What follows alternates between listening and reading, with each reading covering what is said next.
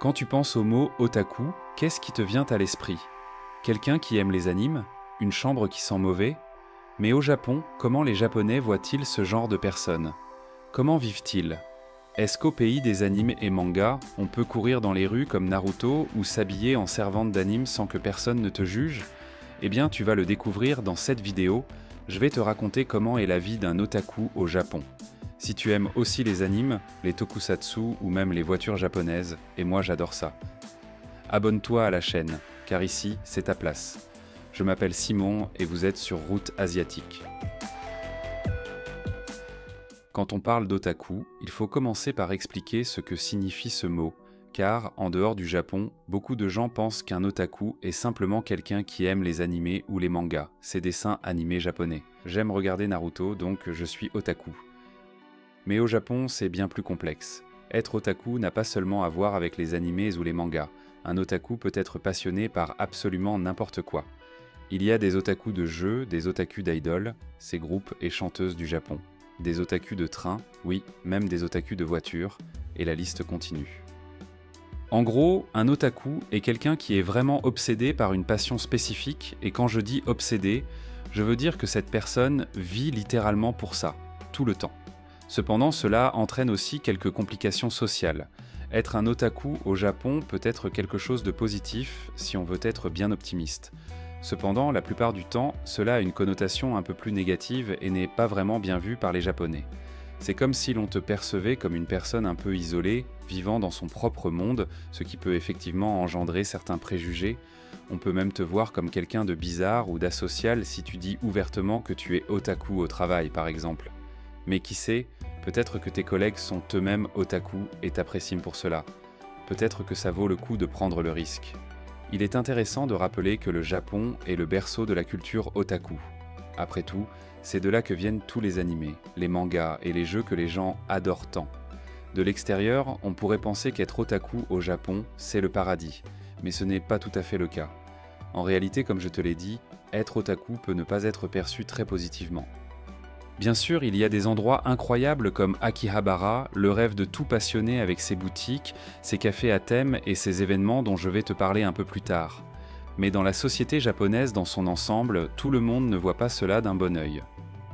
Être otaku au Japon peut avoir plusieurs significations. Il existe différents types d'otaku, et selon le niveau de passion, la vie de chacun peut être très différente.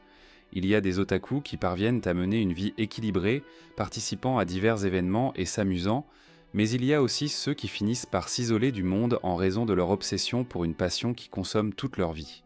Ils perdent ainsi le contact avec le reste du monde. Mais comment se déroule le quotidien de ce type de personnes? Comme nous le savons tous, un otaku adulte doit travailler, n'est-ce pas? Alors, après cette première session d'anime, ou quelques heures passées sur un site, il se prépare et prend le train ou le métro, qui est d'ailleurs le moyen de transport le plus courant au Japon. Soyons honnêtes, pendant ce trajet, il pense probablement qu'il pourrait être chez lui en train de regarder une série sympa ou de binge-watcher un animé plutôt que de travailler. Blague à part, tous les otaku ne sont pas comme ça. Il y a des personnes qui aiment travailler et, étonnamment, réussissent à concilier ces deux aspects de leur vie. En arrivant au travail, il se peut que certains de tes collègues soient aussi des otaku, ce qui est une chance. Ils commencent à parler de leurs passions, comme les voitures tunées ou des séries classiques comme Jiraiya et Changeman. Pourquoi est-ce que je parle de ça? Parce qu'étonnamment, de nombreux adultes, peut-être même toi qui me regardes, ont grandi en regardant ces séries et conservent un goût pour elles jusqu'à aujourd'hui. Tu découvres ainsi que le fait d'être otaku n'est pas si inhabituel que ça. D'un autre côté, il y a ceux qui n'aiment pas trop ou qui n'en parlent pas, et là tu devras garder ton enthousiasme pour quand tu rentreras chez toi et que tu auras le temps de consommer davantage de contenu et d'y réfléchir.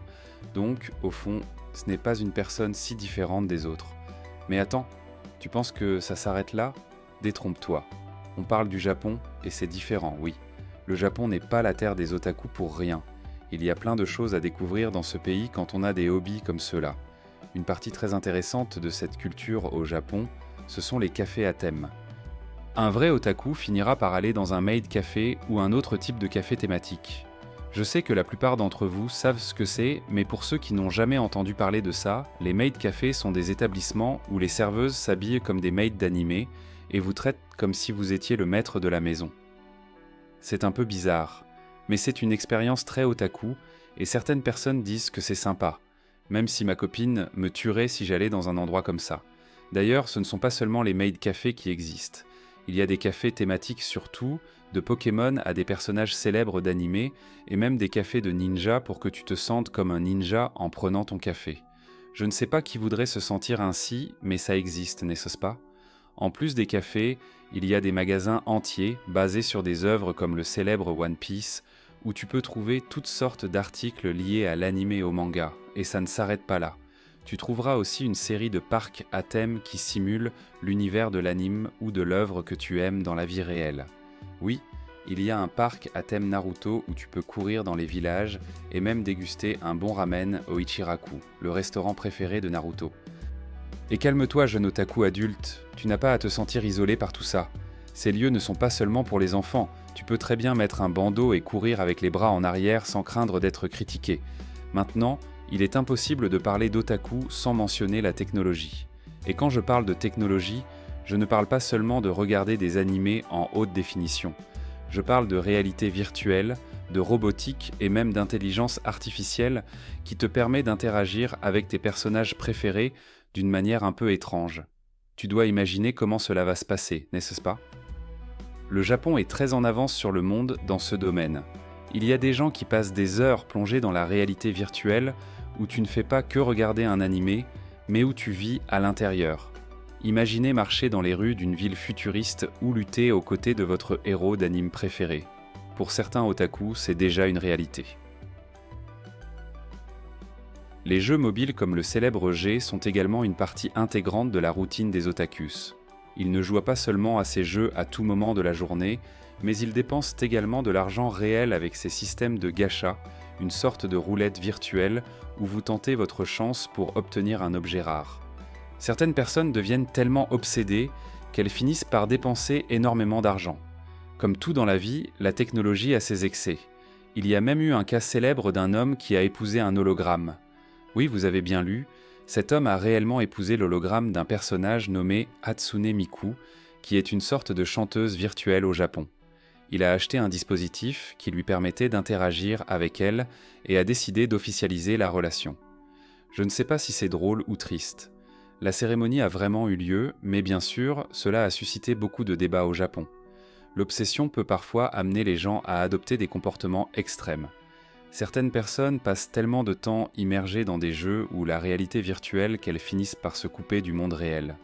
Beaucoup d'entre elles ne ressentent même plus le besoin de socialiser ou de parler à d'autres personnes, ce qui est très problématique.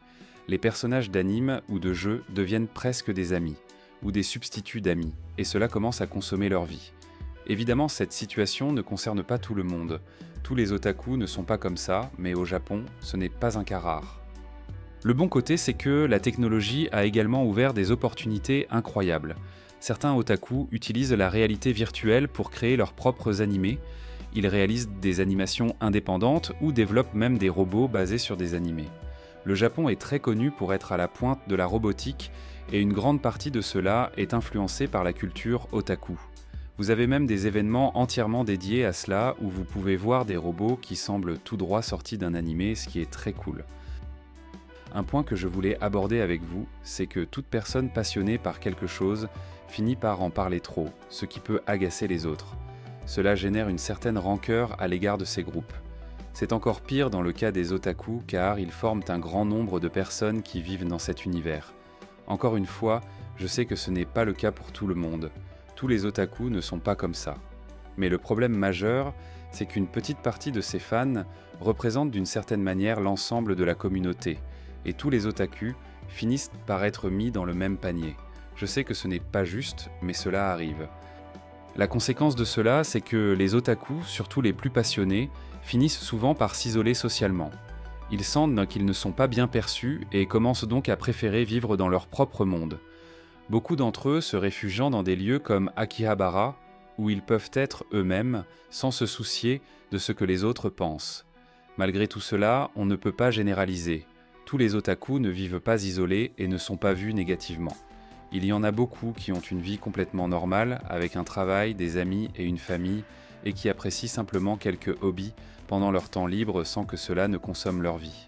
Mais malheureusement, l'image qui reste gravée pour de nombreux Japonais est encore celle des fanatiques, ceux qui perdent la raison et sont très exagérés. Et vous, que pensez-vous de tout ça? Vous considérez-vous comme un otaku? Avez-vous déjà souffert de jugement à cause de cela? Laissez vos commentaires et discutons-en ensemble. C'est le premier épisode d'une série de vidéos que nous souhaitons lancer sur la vie de chaque type de personne au Japon ou en Asie en général. Si vous avez des suggestions, n'hésitez pas à les laisser dans les commentaires. Ne soyez pas offensés par les blagues, c'est tout pour le plaisir. On se retrouve dans cette vidéo qui apparaît à l'écran. À bientôt.